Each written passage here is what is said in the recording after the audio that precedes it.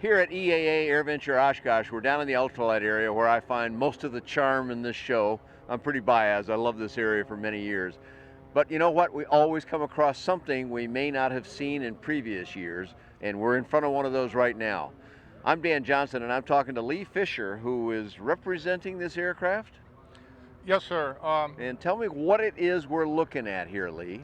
Well, these are known as the 24s. There's actually two of them. There's one over here, the 24L model, and this is the 24M model, which is a refined model of the L, we should say. Okay. Well, give me in the ballpark first. Describe the aircraft a little bit for our viewers. They can see what it is here, but tell us a little bit about it. What went into it? Well, in 2013, I flew the 23 Bisson, which was a Santos Dumont look-alike, not a replica, but a look-alike. And I met Mr. Mark Solper, and in the following years, he convinced me to build two more aircraft, and hence we have the Model L and the Model M. Okay. After the air show, ownership of this aircraft is going to be turned over to Mark. Okay. So do you manufacture these for sale, or is it a private project? No, we're actually part of a very loosely knit organization of friends and fanatics and tinkerers and builders and bull talkers.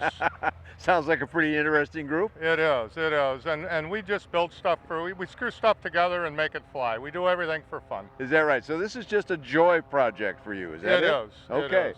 So it's interesting in the your L model, which I guess is your earlier model over there, you got some scales alongside the aircraft. Why do you have those scales there, Lee? The aircraft weighs 242 pounds, and when you're at an air show, there's always some people that are willing to disagree with you, and I found that by having the scales there and offering to weigh it at any time, or let anybody weigh it, it eliminates those discrepancies. Gets those doubters in line.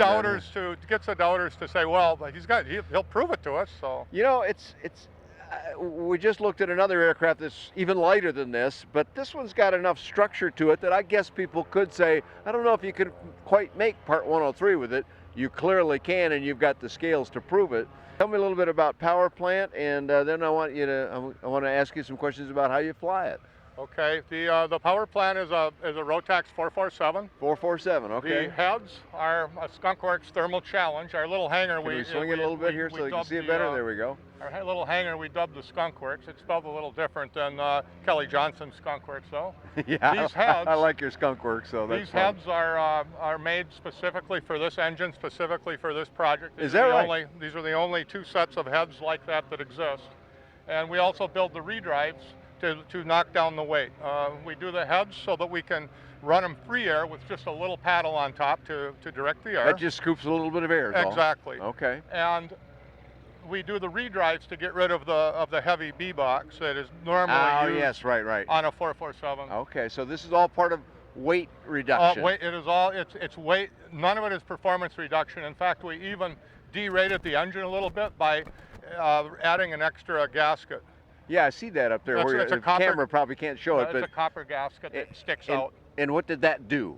The copper dissipates heat about three times faster than aluminum. Okay, and that's its whole purpose right here. This slightly colored part you can see. Well, that's to make it run just a little cooler and a little more reliable. We're not looking for performance. We don't need performance. We just need a little more reliability. All right. Well, I'm going to take you up on that now. I'm assuming I kind of enter around this way. Go right in behind the wheel there. I'll take behind the wheel. Okay, you'll hand this back to me. I'll hand it to you when you get in. Yep, behind the wheel, and you just kind of do a little dance over that. And then maybe you can tell your viewers how spacious the cockpit is. Well, it looked like it would be, so. Okay, there's your mic. Yes. You know what? This is a surprisingly comfortable seat, especially since it's a metal seat I'm sitting on. But you know what? It's pretty comfortable. Left hand there, and then your right hand up to the stick, and you'll be all set. Yeah, look at that. Up here like this. All right. So I'd be simulated flying the aircraft. Instrument panel right before me here, marked for fore and aft cylinders on the two cylinders of the aircraft. They are. So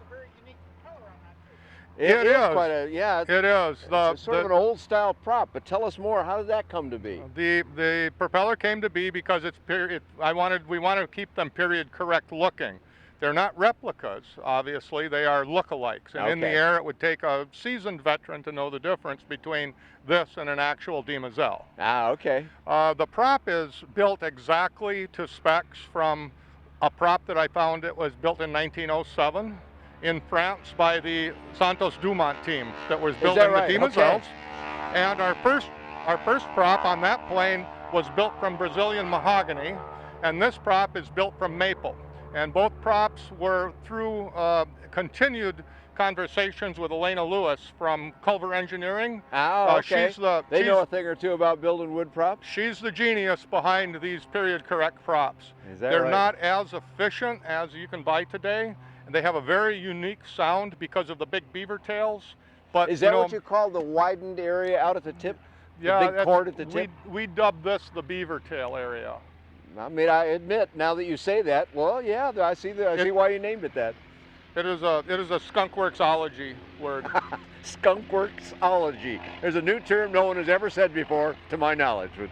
Okay, so I'm sitting here and I'm operating the aircraft. We'll simulate my hand on the throttle here, and tell me how it flies. Describe a takeoff for me. Okay, about 9 miles an hour. And what happens at 9 miles an hour? Well, okay, when you add full throttle, about 5 miles an hour the tail pops off the ground. About 9 miles an hour the mains start to tickle. About 11 miles an hour you're in the air. About 15 miles an hour you're flying. This all takes place in about 75 feet. Wow, wow. Those are some amazing numbers. I don't know that I've ever heard such low numbers before. Well, when I flew down here, I flew both of these planes in. Did you? Yes, sir. From where? From Larson, Wisconsin. Okay. About an hour and a half that way by airplane, 20 minutes by car. He thinks I'm joking. I'm serious. No, you're just a funny guy. I'm enjoying it. Please continue. And I had an egret pass me. A white egret actually passed me and on the right-hand side. Okay, dare I ask you what cruise speed is then? At that time I was cruising somewhere between 20 and 25 because that's comfortable. The plane will actually fly between 30 and 35 full speed. Okay, that's maxed out at 35 or so, huh? Yeah, I don't think it flies any faster than that. Wow, marvelous. How much it's quite, I can see here from being underneath it, and obviously those numbers suggest too that it's got a lot of wing area and quite a bit of span. Yes, sir, it does. This is smaller than the 23 bis. The 23 bis was a 32-foot span. This is a 30-foot span. It's only 30 feet, okay. It's 30 feet. But it's a big wide chord here and a lot of camber to the wing. It is a huge chord. We have 198 square feet of wing. Ah, okay. And then over 20 square feet of aileron. Some amazing numbers. I got to turn around here and look at the tailplane a little bit. I can see it on the other aircraft over there. So the tailplane's kind of a unique looking structure too, with sort of multiple panels. It is, and it's made specifically to look like the Santos Dumont Demoiselles. Now, I got to believe every aviator has heard Santos Dumont, but tell us just in a few words about what the history of that gentleman's name is. Santos Dumont was a Brazilian pioneer who moved to France when he was 17, and he was the first person to fly a heavier-than-air machine in Europe. He flew around the Eiffel Tower in, I believe, 1898 in a hot air balloon, a dirigible of his own design. Okay. He was a prolific designer, a prolific inventor, and a prolific builder. His 14 bis, of course, was the first heavier than air to fly, but then he built an 18, Demoiselle 18, 19, 19 bis, a 20, by some accounts a 21st airplane, and by one account a 22nd airplane. But he never ever by any account built a 23rd airplane, and hence 3 years ago the first Demoiselle that we built was dubbed the 23 bis. I see, I kind of thought you might be leading to that. The plane that never was. Because he never ever built a 23rd airplane. And did the last of those resemble this aircraft? Yes, but you have to keep in mind Santos Dumont was about 5'4" at about 80 pounds, and he had like an 18-foot wingspan. Wow. Unfortunately, I've been working on it, but I'm nowhere close to 84 pounds. So we had to build something a little more substantial. Yeah, a little more airplane for Americans, and our love of hamburgers. Yes. Okay, well, great stuff. So the airplanes, it's not a for sale product here. This is just something that you enjoy doing, and obviously flying them around and bringing them in here to show people at AirVenture. Yes, but I would like to take a little bit of time and point out it's not just me, that we have a group of people that hang out at this little bitty hangar, and everybody has an input and everybody has something to do with it. And I mean, they might sit around in a chair and 2 hours later, well, I think we should do this. And, you know, sometimes they're good ideas, sometimes they're not. So it's a team, and you're the front man out here. I'm kind of the front man out here, but I have a team of really good people behind, with us, not necessarily behind, but with us. You know, I mean, we're all part of the group. You know, I got to believe I've asked you a number of questions about it, and some fascinating answers you've offered us, Lee. That's great, but. How do people get a hold of you? Would you like people to get a hold of you and ask questions, or? Yeah, they can. We have brochures, but we don't have any contact information in the brochures. Okay. Intentionally. The brochures kind of explain the project and explain what we're doing and how we do it. Again, pointing out we have nothing for sale. We don't even have plans for these planes. We basically started by built them on the fly. We threw a piece of tube on the ground and said, oh, where do you want to cut it off? That looks good. Let's try that. I love that kind of experimentation. That's seriously how we did it, and this is what we came up with. Of course, there's been extreme refinements from the first project, the 23 bis, which we had like 4,000 signatures on the wing. Oh, did you really? Yeah. Yeah. And that was in 2014, I believe. I think that was 2014. Okay, just a few years ago, AirVenture then. 2014. All right. And then we built these, and I mean the refinements are so numerous. It looks the same, but it's not real. It doesn't fly anywhere near the same. This plane here almost has a soul. It has magic behind it. This plane. Is that right? Very. You get in it, and all you do is think, and the plane just kind of does it for you. It's amazing. The tremendous input on the control stick. Strictly for the amount of time we got in it, I know people aren't going to understand it at all, but they're strictly around the patch, fair weather flying machines. Sure. Well, you know, you're recreating a piece of history here.